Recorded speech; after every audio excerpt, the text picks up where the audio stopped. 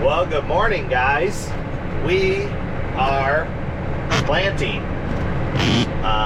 We're gonna call it day one of planting because it's the first day of planting on camera. So the first day officially was April 19th, and it wasn't on camera.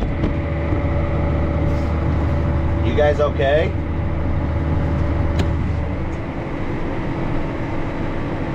Yep, you're okay. This is our second day of planting. We did plant that 90 acres on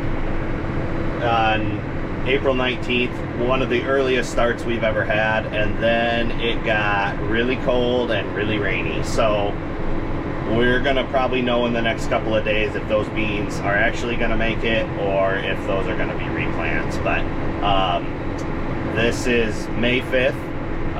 This is about our normal start date. We are on one of our bigger pieces of ground about 15 miles east of our home farm. I'm in one of the smaller fields. There's 4 fields total on this farm, or that make up this farm.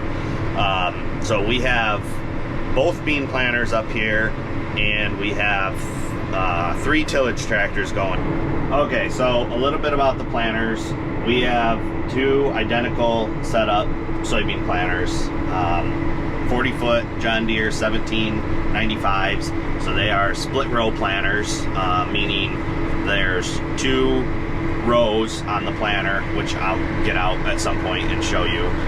But ultimately it puts soybeans every 15 inches across the width of the planter. And then we pull them with 2 John Deere 9410R articulated tractors. These are not the ExactEmerge high-speed planters.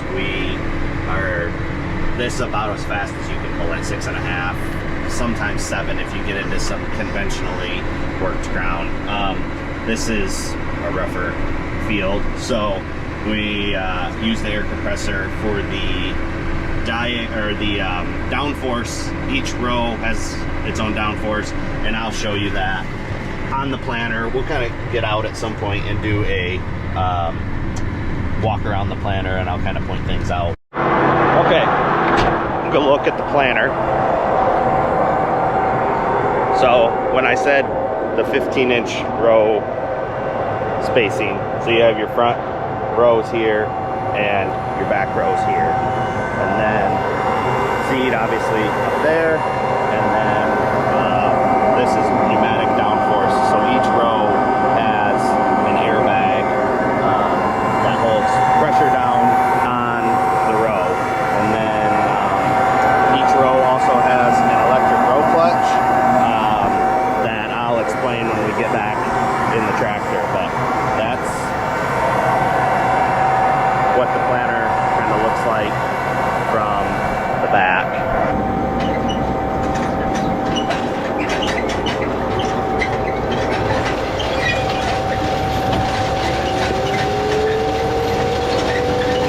I missed the last headlands, so I will get it on the other end. But we have some slight issues that are actually carrying over from last year on our other bean planter. Like I said, they are identical, but there isn't quick radio chat there with Dad on what the spray program is going to be behind the bean planters. So this field is super clean. It hasn't been sprayed since last November. We put pre-emerge herbicide down along with some Roundup last November after harvest season, and it has kept us clean until now. So we're just trying to decide if we're only going to do our pre-emerge chemicals or if we're going to do some Roundup as well. Still trying to figure that out, but we have to get it sprayed shortly after we plant it before the beans emerge. So we're trying to figure that out. But what I was saying earlier about the downforce on the planters, there's not a sensor on every single row. I think there's 7 sensors across the planter, and we have one that is not cooperating on the other planter. So we are going to get our local Deere dealer out here, Green Mark Equipment, and they're gonna ride with him and see what they can figure out. But we've been kind of having this problem intermittent on and off since last planting season, and we just at this point we think it's electrical, and so we'll have to chase that problem down. So we're coming up to the headlands now, and you'll see all those bars will turn black. And so it shuts the seed off itself, and so it's zero overlap on the end rows. And then make your turn and set the planter back down, and they turn green again. So that's how the electric row clutches work, to minimize overlap and skips, and only use the seed that we need.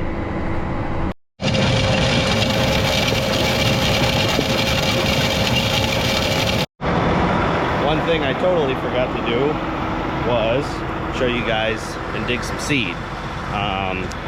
So we actually shallowed it up a little bit when we got here because there's rain coming, and we've had pretty good rain. So we are planting them about 1.25 inches deep, just because we don't need to go any deeper because we have rain coming in 2 days, and we don't want the ground to crust over on us and the soybeans not be able to emerge. And that's it. So that's what the planter looks like in transport mode. Then we go to the totals in the monitor. So this field we did just shy of 42 acres, and our average population was just under 135,000 seeds per acre. And then actually this number here is the number of actual seeds that was planted on this field. So what is that, about 5.6 million seeds on this 40-acre field. Ooh, looks like lunch is here. Alright, so it's been a couple hours, and we are at 98.5 acres, and I got the light on for low seed. So Dad's got the seed buggy out here, and we'll get her filled up. I apologize in advance for the wind, but we run an unpreferred seed tender, and then we've got the remote that controls all the functions on the tender. So we can fill this planter in about less than 5 minutes.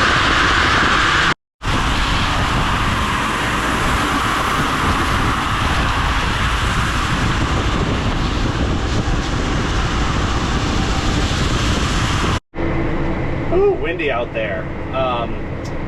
So hopefully you saw a little bit of how the seed tender works. We'll get some better footage of that on a less windy day.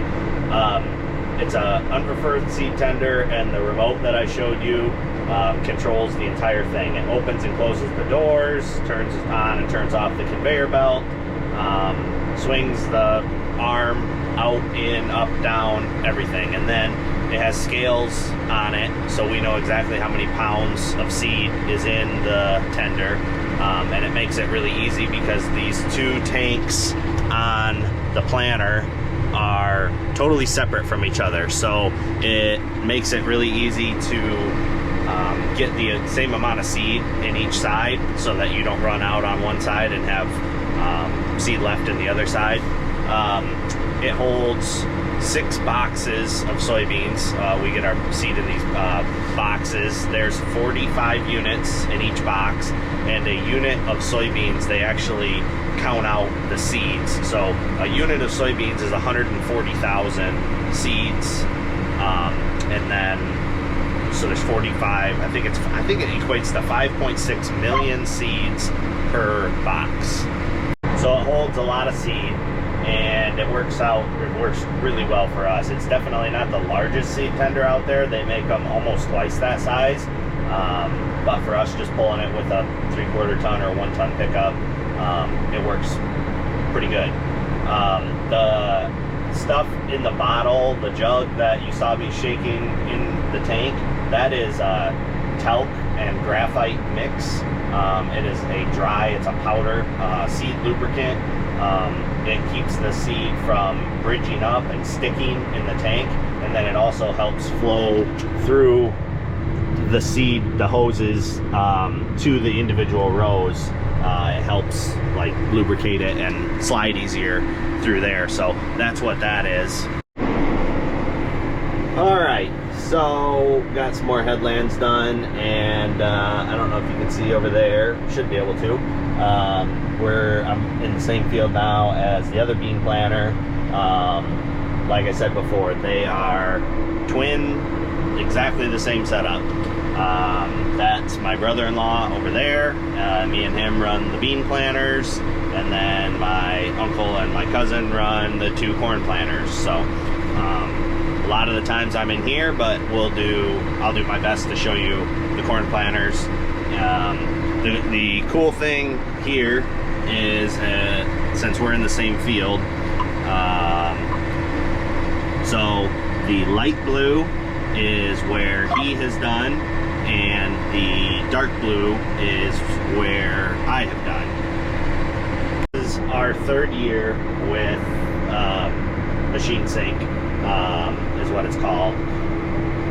So there's a cell phone modem basically in all of our tractors, and then they all can link up and talk to each other as long as you're doing the same job in the same field. So it allows us to put multiple planters in the same field,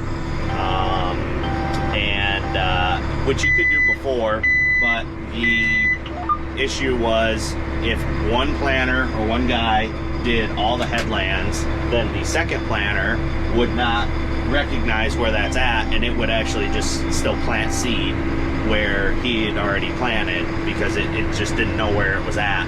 So now the way it's set up now is as soon as you pull into that field, his coverage map will auto-populate onto whichever planters are in that same field. You can run, I don't know, up to 10 planters or something in the same field. The most we've ever had is 3 in one field at the same time, and it really makes it nice to just pull in. You can share your AB lines, guidance lines back and forth. It's a really, really handy feature. It is not cheap to upgrade to that, but in our opinion, it's been well worth the investment. Evening, guys. We are making the last couple passes here on this field. That'll finish up on this farm.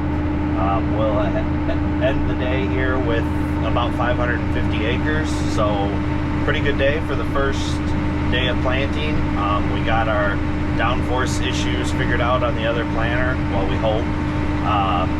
Just some loose wiring. John Deere was out and helped us with that. So yeah, really good day overall. Tomorrow we are going to move another 20 miles east of where we're at now, so it'll be our furthest away farm. There's another 500 acres to do over there, so we are hoping to get that wrapped up tomorrow before the rain moves in on Sunday. So like I said, good overall first day, and so we'll do it again tomorrow. Thanks for watching. Like, subscribe, comment, and we'll see you on the next one.